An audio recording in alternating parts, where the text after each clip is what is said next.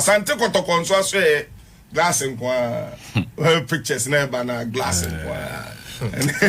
So you know who is back. Yeah, you know who is back. They don't. He doesn't need. David is now the communications manager. He doesn't need unveiling. I think Jumana. Glass nkwa. Only pass striker. Once it boils down to as I can say, hire people with competence. And yes, Madame Funi. Say David the first time I David buy no. Na be akun your blog YouTuber and na be kun na Kotoko they come the much by David Moon said no. A join with a passion. So for social media, somebody that on post you can who here. And you be a obet me bear flowers can on co page ho. Inform me and produce social media. David no or say onye a youngasa a seminar Emma Premier League class so a phone communications phone. It will be a tiasie. If we are born before computer, obi so aye wonu to computer ni to na de ni mu a enye eniwo o se mo gentete na mu guni pen ma so krum ha nti den pa na beba ma ade a wo hwe pa. Look at the images, everything. Se on the media ma wo be den wo be sorry tia se isi dem a David and Panty won tia se only some man for being raising objection. They are not even looking at ejuma obeye yo chese ye the fake quote adia on kan adia on ye ene ye de chichire no se na be ya support base ni mu be den e be che eti board members ne de I didn't say omo so masokra nane a ready no me kwakofa na say on say obe baba ye adwuma no bia to me oba board in the chairman obe wakochia to be ope we say so nipa yenti obi ahonhom say the whole world nipa yenti obi ahonhom I so no adaba kwa e de wo house ne say Elijah can be any ura odoti wo mo na house supporters no empo masem now so house supporters say ebio ya chem we mu e wala e de obi ho pass Elijah can be asem but there will be no time say house supporters go ye de any mo na mo Elijah asem de Elijah asem e club no first e no say Kotoko supporters no mo ye no mu nya say obi aba we won de because your mom been team na kokon ketenkete o mu tie plan no mo ka chewe board ne pam sa gofo nya fitim no o mu pam ina na media no se what can some na o ma target na me media asem na o kan supporters there on be show consensus ye hu say ye abruche we Chelsea ye say supporters be bre hon mo so mu season ticket holders there look for ne ye no into almost stay back ebi mu kra etumi ko chante say they want Roman Abramovich back. You make what I say. What supporters because supporter no. Ono no the only say team ne ko nanim. Ono ne di ni sika he de eba. It ono be kire na adwene. You make what I say. So if we a media person, you don't use that to characterize anybody. You make what I say. Me fan say na ne amponsa David mo ba be fa team. Omo believe say omo ye team ni yi. Now all of a sudden, if you must change, say na supporters can say no. We believe someone will meet my jumana. It shouldn't be a problem. And koko ba ye board na ye jom kwa mo mukwe. Omwani asadi omaba. What does it mean? It means as our supporters na no mu believe say me sure say David Betmama any supporters no more abuche ni sa obetuma any of them obetuma muska. But don't believe say yen club no ene omuba ye dwumadi ombedi ye no ye mo to aso a eye ena chenchira nkofo bi ko gina ho se omu na omu ye NCC fo mpanifo se ye pesikani a otani mbom ena mkoka che nana ena nana se ana mo pede a no so de no so for old players no kan ena onna me kan ena mko no mkoka che nana ena openso so se ena yo wate ena me gya we mu kwan ena omu so believe say me contribute through fabu sense of if say omo ye adwuma na menim so metima ye adwuma ni nti me ntua fabu sons ni bia ma what aditi na wo say wo your problem I say your problem at the team no say because revenue na eko revenue na if you say wo be yo makoma so de ene enye na wo ka say ye Chelsea akofa Henderson anka omo plan no mo de ba na Henderson betima adwene ho da poso ba be Chelsea supporters that bring experienced players how are na Roman Abramovich running team that is how some way. And now they are doing that. unse listo it is na but akwaba na say board na akwakofa omo anomo bo adwuma yie no opemso afọ omo bo adwuma yie no e dia ba you don't go and ask the supporters now me to say but the point is that we fan. Your first priority is the club, not any individual. And they say you can't say they has the supporters in there. And come on, club because Samuel Bodu has supporters never complain about anything of Samuel Bodu. Man, they say Emperor Pamono, first Kanishi.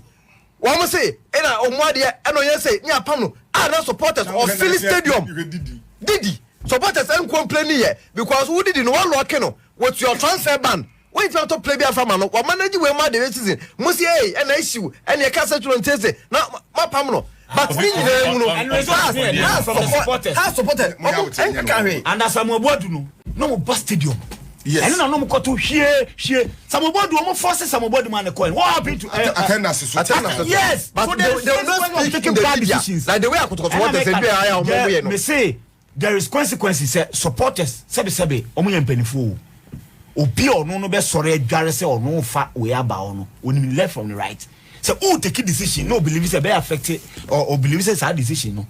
Man is so man for so on my stadium. So there are consequences for and you will take a decision take decision in line with the supporters. That is why Real Madrid supporters will continue to support Florentino Perez because oya dia e so makuma now no ya nyema hena akwa bi ba ya nko ba betu no enyema nko yie no hena ko ba betu no now or correct some mistakes no. That is what you do as a club. Nana amponsa time the say na list o kan na omo administration no some board members say omo hoye mo miensa no mo sa admin omo na asa abai etiti say na ohene e ka no omo nim de omo be ye wo team ni mo ene management so ba omo be do omo be ye wo team ka ho bi na omo sa akofo omo ba and aside that there ka ho bi e ma omo ba ro ma me bobra pa kan san fa mo ma bi so what I say media ne ka ho bi Kofi say o peme Kofi Jerry na ye CEO de Kotoko. Na say meme ye radio A, Benji ye radio B. Me pese me no Kofi Jerry interview because I feel no about fresh. Me pe no so fresh. Na say interview. Oh, Kofi ha gain work. Ti o. Kofi say my account be positive be am frem you. Me say sa de the tell say that be bibia no we frem we say on a right to dream. I communication that I interview. What wafa I interview that now that's one before social media BBI you better try to work here quite baby so this is more of the things sir me happy there man be happy o me can first me because me need adia ya edi Kotoko enya ewo Kumasi especially in media houses now ankasa the problem be starting league no you call Koforidua radio station say oh baby. But when we back you look kasa na ba akwan kasa na say wo den tetie bi na eba oh the throw on fa inside any there baba me we throw on fa mu na bibia ni say obi use social media yes na obi on handle kasa wakoto chairman mu pia mu ga che no wo fa na fa o de kasa oh tisa no mano e ka ho bi na di Kotokonya sa media and tokwa bon ya fresh CEO no e person ne ye first interview san asa wa be head your friend CEO de Kotoko ba ku so so na e ho nkomo bebre first CEO mra ne enyen na ka so mra ha aha kra ni fi na me say me aha kra me am ti akra na aha kra no ma aha so ma enti o me komra no de no me kan kire no be kan no ane e ka wa hai no ane e ka wa hai Erani e ka hey players ya sign na players e ko na ka wona Olele so aba Olele on belly ni oba nice one Allah but if you ask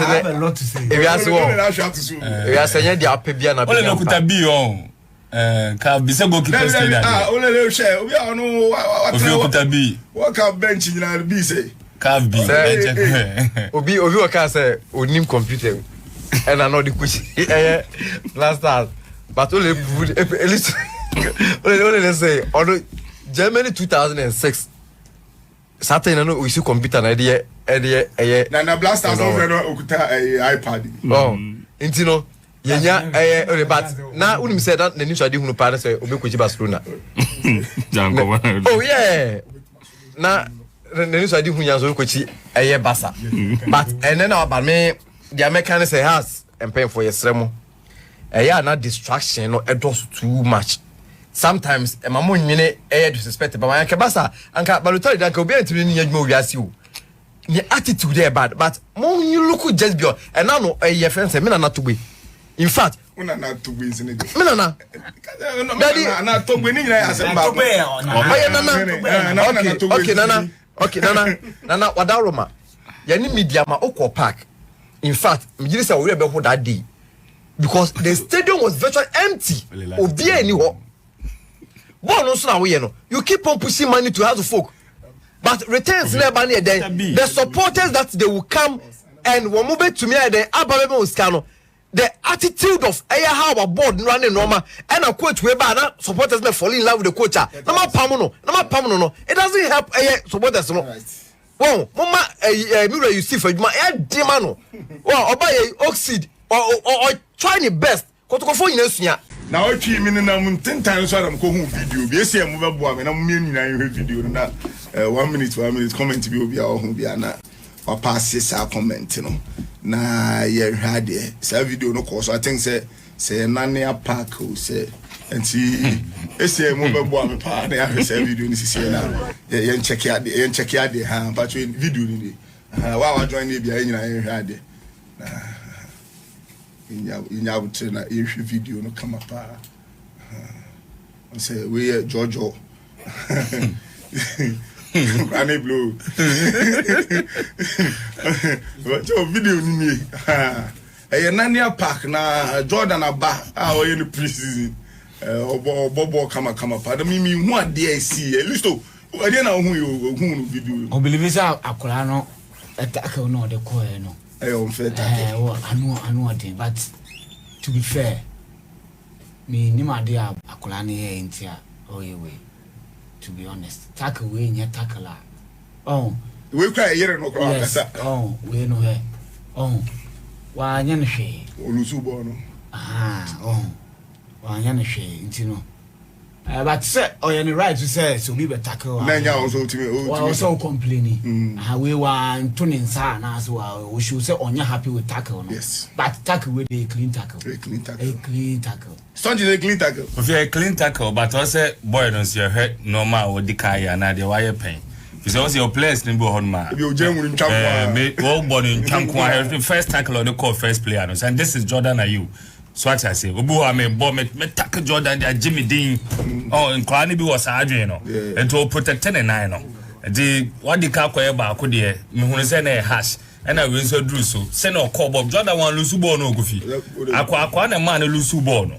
The tackle no the corners. And you would say, dear Jordan, yeah, and the Osan Cotrasso. So, Pepper said, when the boys were board aggressive, they say, no, I'm not born aggressive, but way the Aquadano so also when in a casa because this is Jordan Ayew. And tackle Penisa, as the neighbor Judy.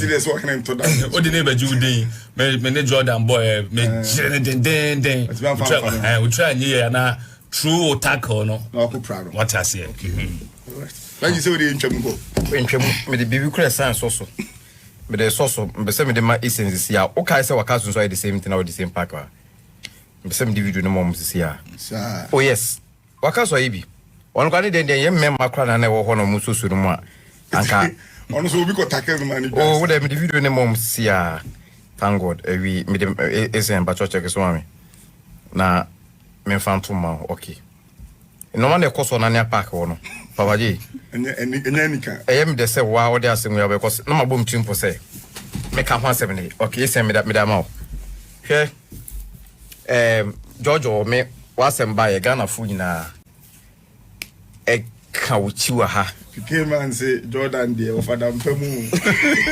Ofadam pembo robo. Ghana fu kan uchi wa ha. Me na bet na ha be ka cho mo say. Wakasu dey ni. Eye. Me mo enfo mo yi ma so. Omo baby Let's wakasu this wakasu. Obi. Na baby. Omo baby. Wakasu this wakasu. It's right. Say baby soldier. Me ma yeso so no me bi so. Listen me Jordan uni me stance on Jordan. Jojo is man Jojo. And how dey But tackle say won person be tackle say na nko ball no hokra. Say if you see yourself as a professional player, now if you off season aba, wonim say we team be hia wo, injury free a wo ba enko ha. Omo mo professionals no, omo your personal training. Omo wi anom ko mo clubs. Akwa ko ball. Apaje hwe. We don't go to now. We a leader. You are not just a player. We a Black Stars captain. Plan. Na talking about the Kojo dance emunam be newu. One ebu nem. I didn't tell the day Ayew there my omko no mo the day bo one say the day video about the day I said no bi da. Sometimes mama yen kan no krenche yan ye ho say we a leader. These young boys are your inspiration. Omo hwew obi okwa na en fe say when ya kwanya na obobo. Mo na mo be inspire this young generation. Into we captain team o ko bo wa em yen tak wa na. A professional ball who ball league that we tag say we cause o any feedback on we card into no one man we show leadership money young boys and crowd match motive so when you kwenya na mo ebobo na mo na mo find some number ko ball and crowd be otin baby into say on your opportunity to come and play with a Black Stars captain former players and ho a it's why mistake we kwa na so we encourage just encourage the person say we next time no be say but mo kwa to as ebufuo no na mo de konkora no so enye the day Ayew abobo so many times when I win the video say the day maybe I play attack the day the day akoro so I have said this times that number say the day will continue to be my best leader when they come to a first Black Stars because o show everything maturity o show say o your leader we mistake or better my court na near park several times o your mistake or can no you say I you say into do so show leadership to these young boys. Now only we are crowd the way into we a Black Stars captain no bobo ye fe ho kan there be proper we say we just are normal that's it escam me out be about this is the second time Jordan is complaining at Nania Park. He always gets angry when they gives him tackle at Nania Park and that's why he falls down during competitive games.